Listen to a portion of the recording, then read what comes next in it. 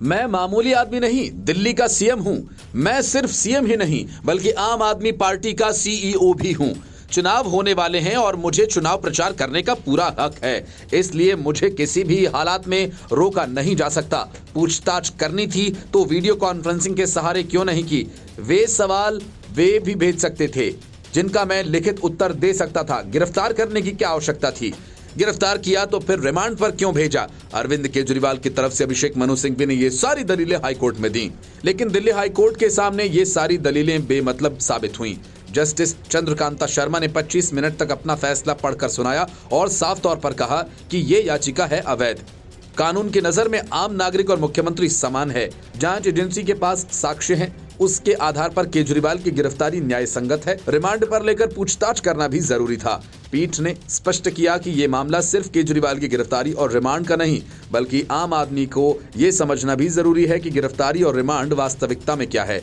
पीठ ने कहा कि कानून सभी पर समान रूप से लागू होता है और अदालतों का सरोकार संवैधानिक नैतिकता से है, न कि राजनीतिक नैतिकता से। ऐसे में जब आरोप लगाने पर एक आम आदमी को तत्काल गिरफ्तार कर लिया जाता है और पूछताछ के लिए उसे रिमांड पर लिया जाता है, तो इस मामले में मुख्यमंत्री होने का लाभ केजरीवाल को नहीं दिया जा सकता। पीठ ने कहा कि वर्तमान याचिका जमानत के लिए नहीं है, बल्कि ईडी की गिरफ्तारी को चुनौती देते हुए दायर की गई है। इस तरह की याचिका अवैध है और उच्चतम न्यायालय के फैसले का उल्लंघन।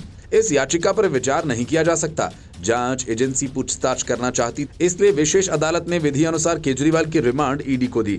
इसमें भी कोई खामी नहीं है। ये मामला साल 2021-22 के लिए दिल्ली सरकार की आबकारी नीति तैयार करने और क्रियान्वित करने में कथित भ्रष्टाचार और धन शोधन से संबंधित है। संबंधित नीति को बाद में रद्द कर दिया गया था। धन शोधन रोधी एजेंसी के दंडात्मक कार्रवाई से सुरक्षा देने के उच्च न्यायालय से इनकार के कुछ ही घंटे बाद ईडी ने केजरीवाल को 21 मार्च 2024 को गिरफ्तार कर लिया था। ईडी रिमांड की अवधि समाप्त होने पर निचली अदालत में पेश किए जाने के बाद केजरीवाल को 1 अप्रैल को न्यायिक हिरासत में जेल भेज दिया गया। केजरीवाल ने उच्च न्यायालय के समक्ष अपनी गिरफ्तारी के समय पर सवाल उठाया और कहा कि ये लोकतंत्र, स्वतंत्र एवं निष्पक्ष चुनाव और समान अवसर सहित संविधान की बुनियादी संरचना के विपरीत है। ईडी ने याचिका का विरोध किया और दलील दी कि केजरीवाल आगामी चुनाव के आधार पर गिरफ्तारी से छूट का दावा नहीं कर सकते, क्योंकि कानून उन पर और आम आदमी पर समान रूप से लागू होता है। दिल्ली उच्च न्यायालय ने मुख्यमंत्री अरविंद केजरीवाल की उस दलील को भी खारिज कर दिया जिसमें कहा गया था कि प्रवर्तन निदेशालय केजरीवाल से वीडियो कॉन्फ्रेंसिंग के जरिए भी पूछताछ कर सकता है। अदालत ने कहा कि ये तय करना आरोपी का काम नहीं है। जांच कैसे की जानी है ये आरोपी की सुविधा के मुताबिक नहीं हो सकता। जांच एजेंसी अपने हिसाब से इस पर निर्णय करती है।